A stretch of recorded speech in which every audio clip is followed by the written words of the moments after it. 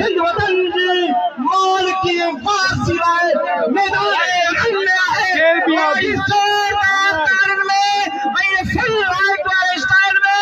जिसको सलमान खान कुरैशी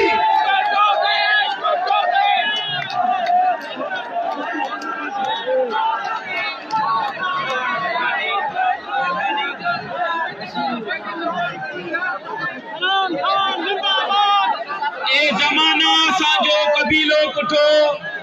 भूलेनाथ जी कैसा शिकायत ना एक बिलावल हो जो गाने में कटजी वयो बियो सैयदा जंहिंजी पुजाणी ना ए रेबर तुंहिंजी राहुनि में नज़रुनि खे झुकाए हलियासी सा मिटी तुंहिंजे मार्ग जी सा माथे लाइ हलियासी के नादान अॼु इएं था चवनि हिन सिंध खे सिंधू देश न चओ असां दीवाना हिन धरतीअ जा दस्तूर बणाए हलियासीं मानारा क़ौमी कारकुनो ऐं साथियो भाइरो जीए सिंधू देश जीए साईं जीएम सैयद जीए शहीद बाबा बशीर खान अॼु मुंहिंजे रेबर साईं जीएम सैयद जी 118 जनम ॾींहुं आहे उन मौक़े ते सिंध ऐं समूरी दुनिया में रहंदड़ सिंधी ऐं मज़लूम माण्हुनि खे मुबारक ॾियां थो रेबर सिंध जंहिं असांखे विसरियल सिंध यादि ॾियारई 60 खां वधीक किताब ॾेई आज़ादीअ जे अदम तशद्दुद वारी वाट ऐं अमली इंसानियत लाइ तसव्वुफ़ जहिड़ी अज़ीम फिक्र खे नए सिर लिखी दुनिया जे आॾो साबित कयो त असां सिंधी क़ौम दुनिया में अमन ऐं मोहबत चाहियूं था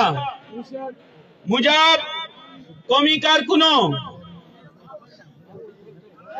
हेड़े ॾुखे ऐं मुश्किल दौर में तकलीफ़ुनि जे बावजूद रेबर सिंध साईं जीएम सैयद जी सालगिरह ते पहुता आहियो तव्हांखे सलाम पेश कयां थो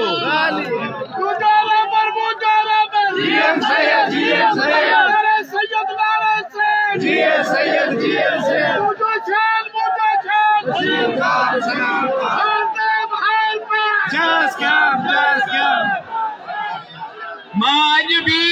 केतिरी तकलीफ़ूं ऐं मुसीबतूं बर्दाश्त कंदे बि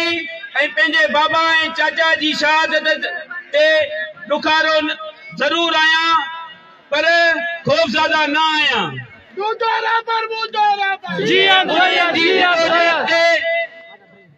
कदम मथां कदम खणी हलण खे पंहिंजी ज़िंदगीअ जो मक़सद ऐं ईमान सम्झां थो वक़्तु साबित कंदो त केरु सिंध बचाइण लाइ निकितो आहे या केरु बीठो आहे भली मां वॾियूं तक़रीरूं न करे सघां भली किताब लिखी न सघां पर सिंध जे लाइ जॾहिं बि ॾुखी घड़ी ईंदी सभिनी खां अॻु में शहीद बाबा जी तव्हां सां गॾु बीठा हूंदासीं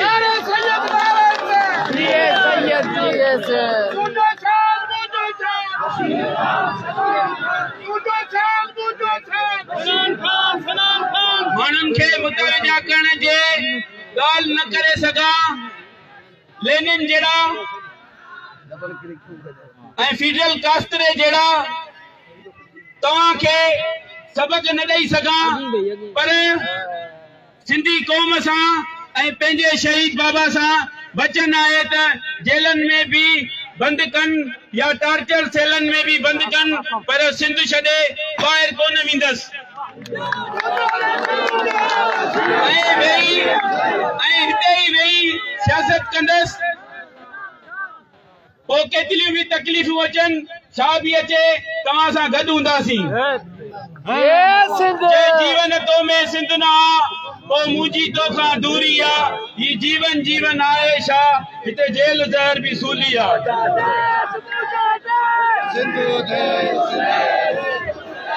मां तव्हां सभिनी क़ौमी कारकुननि खे चवंदसि सिंध हिन वक़्तु ॾुखे सूरताल में गुज़री रही आहे सिंध तव्हांखे पुकारे रही आहे सिंध तव्हांखे सॾे रही आहे त अचो पंहिंजी धरतीअ जी मालिकी ऐं वारसी कयो जीअं सभिनी खे ख़बर पए सिंध जा मालिक ऐं वारिस असां सिंधी आहियूं, ॿियो केर बि न आहे। असां पोइ केर कहिड़ी बि पार्टीअ सां तालुक रखे थो, केर कहिड़े बि फिरके सां तालुक रखे थो, सिंध जे मसइले ते सभु गॾु थियो त जीअं सभिनी खे ख़बर पए सिंध जा मालिक वारिस पुॼी विया आहिनि। असां तव्हां सभिनी क़ौमी कारकुननि खे चवंदासीं त पार्टी ॾुखे वक़्त मां गुज़री रही आहे, सभु दोस्त ॾुखे हालतुनि में गुज़री रहिया आहिनि। हिक ॿिए सां मोहबत कयो, हिक ॿिए जे लाइ जेके इहे नफ़रतूं पैदा कयो था, खॾूं खोटो था, इहे खॾूं खोटण बंदि कयो त बहितर आहे।